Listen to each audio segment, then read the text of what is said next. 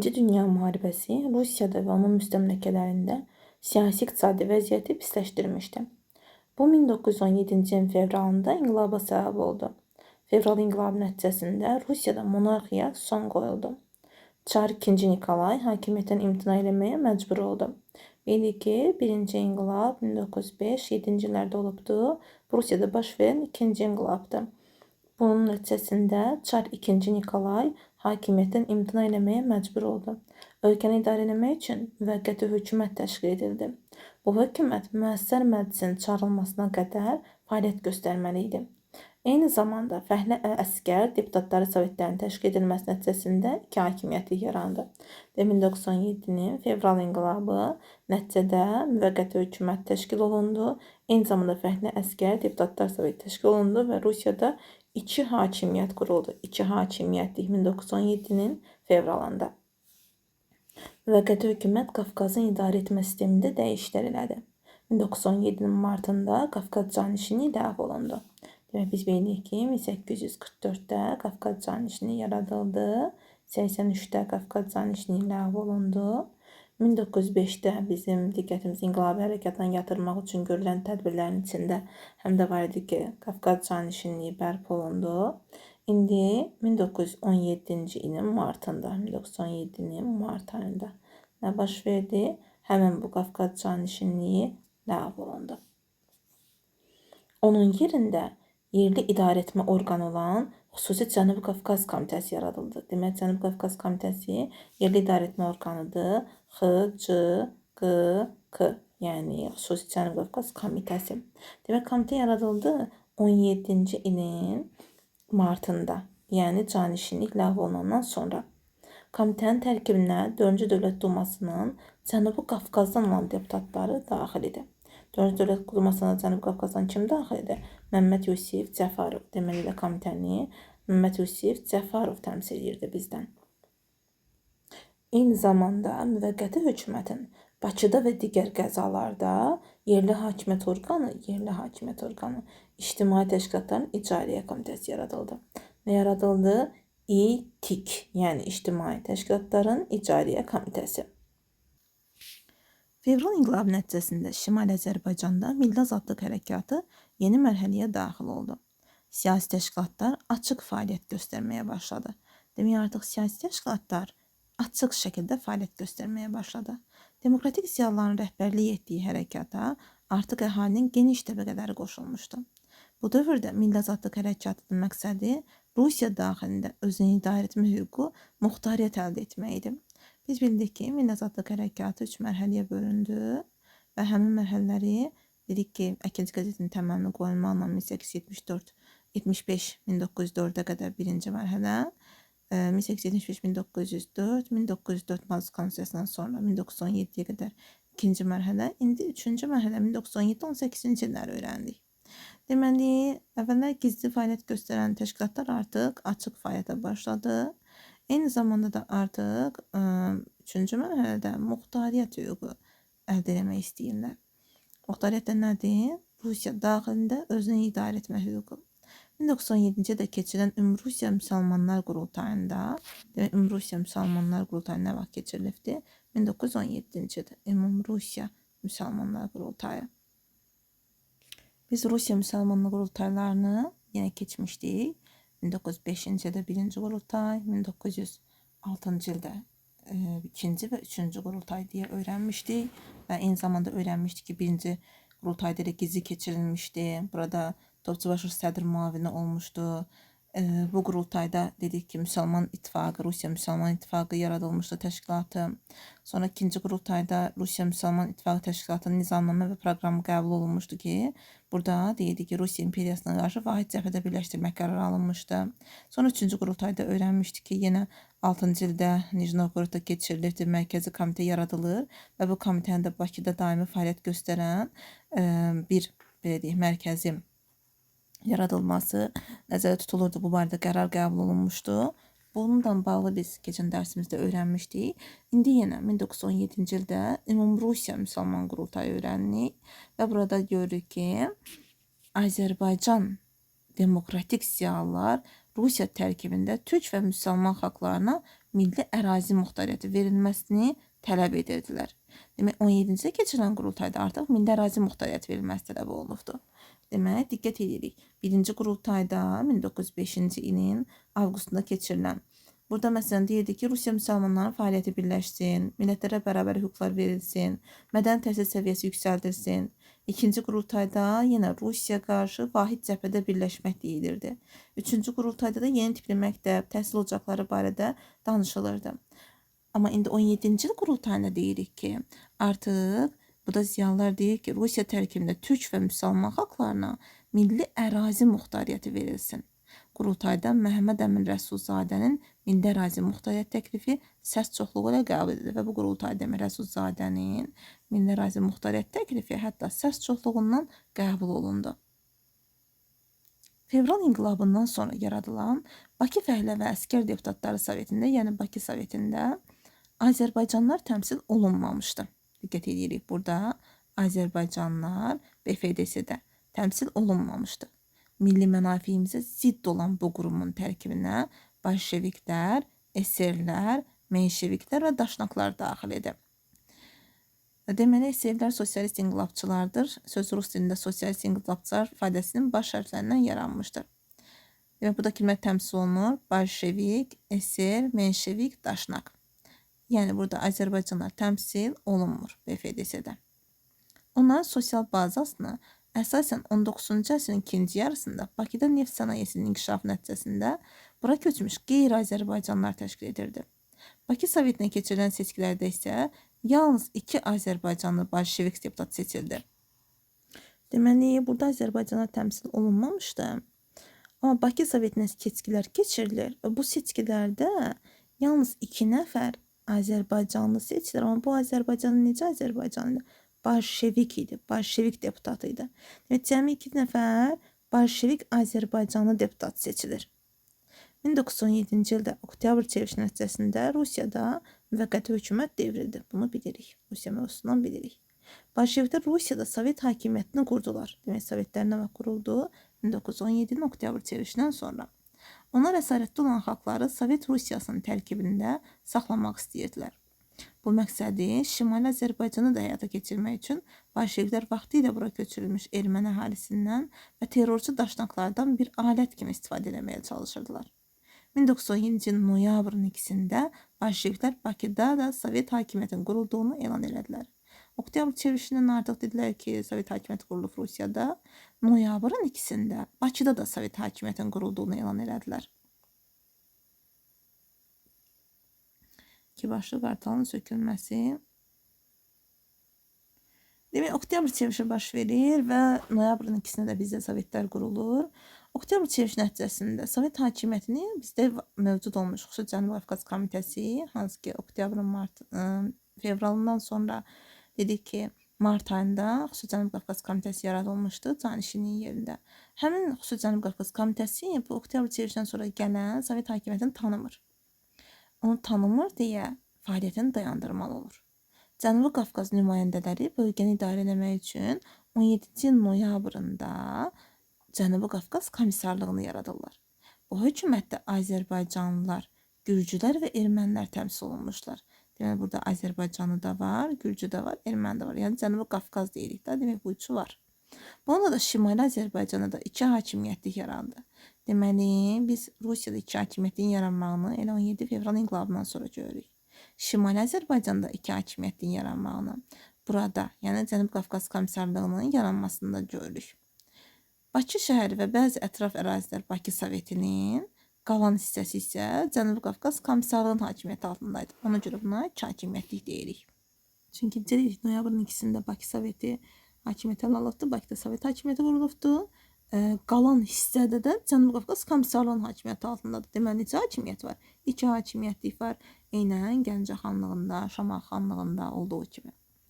Cənubi Qafqaz komissarlığı bölgədə siyasi vəziyyəti sabitləşdirmək üçün 1917-ci ilin dekabrında Osmanlı dövləti ilə Ərzincan barışığını imzaladı. Bu çox düşən məsələlərdəndir. Ən çox düşən hissədə bu olur ki, Ərzincan barışığı kimlə imzalanıbdı? Da Osmanlı ilə düşmür təbii ki. Yəni Osmanlı kimlə imzalayıbdı? Bu düşür komitə iləmi, komissarlıqla, seyimləmi, AXC iləmi? Demək yadda saxlayaq ki, bu Ərzincan dekabrdır. Komissarlıq da noyabrda yaranıb. Məntiqən kimin dövrünə düşəcək? Təbii ki, komissarlığın dövrünə. Demək, Ərzincan barışığını imzalayan məhz komissarlıqdır. Barışığa görə Qafqaz cəbhəsində hərbi əməliyyatlar dayandırılmalı və Rus qoşunları bölgədən tamamilə çəkilməli idi. Demək, Qafqaz cəbhəsində, bu Ərzincan barışığının demək şərti nədir? Qafqaz cəbhəsində hərbi əməliyyat dayandırılır, Rus qoşunu bölgədən tamamilə çəkilməlidir. Onsuz da biz demişdik ki, bolşeviklər gələndən sonra daxil ki, müharibəni dayandıracam. Və məntiqən 17 dekabrda, 17-də sonlarında dünyada öyrənmişdik ki, artıq rəsmən müharibə dayanırdı bolşeviklərdə. Sadəcə 18-də çıxır da müharibədən. Yəni ona uyğun olaraq demək dekabrda bağladığı Ərzincanla deyir ki, bu da müharibəni dayandırır, Rus qoşunlarını tamamilə çıxardacam. Rus qoşunları ilə birlikdə Osmanlı dövlətinin ərazilərində Türk müsəlman əhalisinə qarşı soyqırımlar təşkil etmiş çoxlu sayda terrorçu erməni hərbi dəstələri də Cənubi Qafqaza gəldi. Cəbhədən qayıdan Rus hərbi hissələri öz silahlarını erməni və güclərə təhvil verirdi. Bakı bolşevikləri Rus əskərlərinin Rusiyaya getmələrinə müxtəlif vasitələrlə mane olur, onları burada saxlamağa çalışır. Bolşeviklər çalışırlar ki, müharibə dayanıb, Rus əskərləri Rusiyaya qayıtmalıdır, Rusiyaya getməsinlər. Müxtəlif vasitələrlə buna mane olur, onları burada saxlamağa çalışırdı. Cəbhədən dönən Rus hərbi dəstələri xristianlar yaşayan heç bir yaşayış məntəqəsinə toxunmamışdı. Lakin keçdikləri yolda Türk müsəlman kəndlərini dağıtmış, əhalini isə soyub talamışdılar. Bunun qarşısını almaq üçün Cənubi Qafqaz Komissarlığının qərarı ilə Rus hərbi dəstələrindən biri Şəmkir stansiyasına tərk silah edilməli və bütün silahlar Azərbaycana təhvil verilməli idi. Bunlar Türk Azərbaycanı yaşayan kəndləri dağıdı və əhalini soyub talayıblar. Bunun da qarşısını almaq üçün Cənubi Qafqaz Komissarlıq qərar verir ki, Rus hərbi dəstələrindən biri Şəmkir stansiyasına tərk silah olunsun, yəni silahlarını tərk eləsin, bütün silahlar Azərbaycanlara təhvil verilsin. Lakin silahları təhvil vermək istəməyən Rus əskərləri Azərbaycanlarla toqquşma yaşayır. Onlar arasında 1918-ci ilin yanvarında toqquşma baş verir. Rus əskərləri tərk silah olunur. Nə vaxt? 1918 yanvar Şəmkir hadisələri deyirik və bu da komissarlığın dövründə olubdur. 1917-ci ilin sonu, 18-ci ilin əvvəlində Bakı Soveti və qeyri-milli qüvvələr, xüsusilə bolşeviklər və daşnaqlar hərbi dəstələr yaratmışlar. Kimlər? Bolşevik və daşnaqlar. Nə yaratmışlar? Hərbi dəstələr. Şamiyan başçılıq etdiyi Bakı Soveti Azərbaycanlara qarşı milli qırğın hazırlayırdı. Bu təhlükənin qarşısını almaq üçün təcili milli hərbi qüvvələrin yaradılması zərurətə çevrilmişdi. Ona görə də Azərbaycan vətənpərvər qüvvələrini birləşdirən müsəlman şuraları milli hərbi dəstələrin yaradılmasına başladı. Deməli, müsəlman şuraları, vətənpərvər qüvvələri birləşdirən müsəlman şuraları milli hərbi dəstələrin yaradılmasına başlayıbdı. Rusiya müharibədən çıxdığına görə Tatar süvari alayı cəbhədən vətənə qayıtmışdı. Biz bilirik ki, Tatar süvari alayı 1914-cü yaradılmışdı müharibə ilə bağlı. İndi Rusiya müharibədən çıxıbdı, ona görə Tatar süvari alayı cəbhədən vətənə qayıdır. Bu alay yeni yaradılmaqda olan milli hərbi qüvvələrin tərkibinə daxil olmuşdu. Demək, bu alay hara daxil olmuşdu? Yeni yaradılmaqda olan milli hərbi qüvvələrin tərkibində. Axı bizdəki milli vətənpərvər qüvvələr, milli hərbi dəstələr yaradılmağa başlamışdı. Hərbi qüvvələrin yaradılmasında əsas çətinlik silah çatışmazlığı idi. Çar Rusiyası məqsədyönlü şəkildə Azərbaycanları hərbi xidmətə çağırmadığı üçün milli hərbi kadrlar da az idi. Biz bilirik ki, 1887-də hərbi vergi tətbiq olunmuşdu. Bizimkiləri istəmirdi də döyüş qabiliyyəti olsun, ona görə də çağırmırdı hərbiyə. Bu da milli hərbi kadrların az olmağına ilə gətirib çıxarmışdı. Cənubi Qafqaz Seyminin fəaliyyətindən danışaq. Xarici və daxili siyasətdə milli fraksiyalar arasında fikir ayrılığı Cənubi Qafqaz Komissarlığının fəaliyyətini dayandırmağa səbəb oldu. Demək, nəyə görə fəaliyyətini dayandırdı? Xarici və daxili siyasətdə milli fraksiyalar arasında fikir ayrılığı. Fikir ayrılığına görə komissarlıq fəaliyyətini dayandırır. Fikir ayrılığına görə. Baxın, komitə tanımır, yeni yaradılan Sovetləri tanımır, bolşevikləri tanımır, ona görə dayandırır. Komissarlıq fikir ayrılığına görə dayandırır. Onun əvəzinə 1918-ci ilin fevralında Cənubi Qafqaz Seymi fəaliyyətə başlayıb. Diqqət edin, baxın komitədə, komissarlıqda, Kığlar hər ikisi də 1917-ci ildə yaradılıbdı. 17-nin fevral inqilabından sonra martda yaradılıb komitə, 17-nin oktyabr çevrilişindən sonra noyabrda yaradılıb komissarlıq. Yəni iki vacib hadisədən bir ay sonra hər biri yaradılıbdı. İndi həmin komissarlıq 18-ci ilin fevralında nəyə əvəz olunubdu? Seymlə əvəz olunubdu. Demək 18 fevralında Cənubi Qafqaz Seymi fəaliyyəti başlayıb. Seym qanunverici orqandır. Necə ki, Dövlət Duması qanunverici idi Rusiyada, Seym də qanunverici orqandır. Deməli, parlament qanunverici orqandır, Seym qanunverici orqandır. Seym Cənubi Qafqazın qanunverici hakimiyyət orqanı idi. Seymdə müxtəlif siyasi partiyalarla təmsil olunan Azərbaycan deputatlar ayrıca fraksiya kimi fəaliyyət göstərirdilər.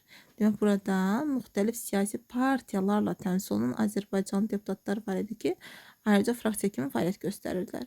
1998 martın 3-də Sovet Rusiyası ilə Almaniya arasında Brest-Litovski müqaviləsi bağlanması Cənubi Qafqazda siyasi vəziyyətə ciddi təsir göstərmişdi. Brest-Litovski müqaviləsi dəfələrlə qəbula düşmüş sualdır. Bir dəfə xronoloji kimi, bir dəfə də səbəb-nəticə əlaqəsi kimi. 1998 martın 3-də bağlanıb. Bunu həm dünyadan öyrənik, həm Azərbaycandan. Bundan deyildi ki, Rusiya separat sülhlə, müttəfiqlərindən xəbərsiz sülh bağladı və bundan da Almaniya ilə razılaşdı və müharibəni dayandırdı. Deməli, Brest-Litovski müqaviləsi Almaniya ilə Rusiya arasında imzalandı və bunun bağlanması Cənubi Qafqazda siyasi vəziyyətə ciddi təsir göstərdi. Müqavilənin şərtinə görə Rusiya əvvəllər işğal etdiyi Qars, Ərdahan və Batumu Osmanlı dövlətinə qaytarmalı idi. Demək, haranı qaytarmalıdır? Qars, Ərdahan, Batumu. Kimə qaytarmalıdır? Osmanlıya qaytarmalıdır. Çünki Rusiya separatçılığından çıxır axı müharibədən və əraziləri deyə qaytarmalısan. Bu şərt Seymin Gürcü və erməni nümayəndələrin etirazına səbəb olur. Çünki bu ərazilər indi kimdədir? Gürcü və ermənidir. Ona görə Gürcü və erməni Qafqazdadır da, Cənubi Qafqazda istəmir axı, biz də Cənubi Qafqazdayıq. Etiraz edirlər. Çünki onlar bu qədim türk torpaqlarını qurulmaq istədikləri dövlətlərin tərkibinə daxil etmək istəyirlər. Yəni burada özlərinin dövlət qurmaq istəyirlər və bunun tərkibinə daxil etmək istəyirlər. Deməli, nəyə görə etiraz edirlər? Bu torpaqlarda qurmaq istədikləri dövlətin tərkibinə daxil edilmək istəyirdilər. 1918 martın 14-də Seym Trabzonda Osmanlı dövləti ilə danışıqlara başladı. Demək, diqqət edin, Trabzon konfransı kimlə keçirilibdi? Martın 14-də Seymdə. Burada Seym oldu. Danışıqlar Seymdir. Və eyni zamanda Brest-Litovski müqaviləsi baxanda da Cənubi Qafqazda yəni qanunverici orqan Seymdir. 1998-ci martın 14-də Seym Trabzonda Osmanlı dövləti ilə danışıqlara başlayır, yəni Trabzon konfransı keçirilir. Osmanlı dövləti Seym qarşısına 2 dənə tələb qoyur. Seym Rusiyadan ayrılaraq öz müstəqilliyini elan eləsin, Qars, Ərdahan və Batum olan iddialardan əl çəksin. Baxın, elə bil ki, Osmanlı Seym buna etiraz edir. Rusiya müqavilə bağlayıb, müharibədən çıxır. Osmanlı razılaşıbdı, deyib Qars və Ərdahan, Batum sənə verəcəm. Amma buradan Seym ayrıca bir qurum kimi, hansı ki Rusiyanın bizim müstəmləkəsi yaxı, indi Rusiyadan ayrıca bir qurumuşuq kimi durub da buna etiraz edir ki, niyə Qars, Ərdahan, Batum Rusiya verilir, Rusiyadan alınıb Osmanlıya verilir. Buna görə də Trabzonda, yəni harada etiraz edib, bax sual bu yönə düşür ki, harada etirazını bildirdi. Bu şərtlər hansı konferansın şərtləri idi, demək Trabzonun şərtləridir ki, Seym öz etirazını bildirir.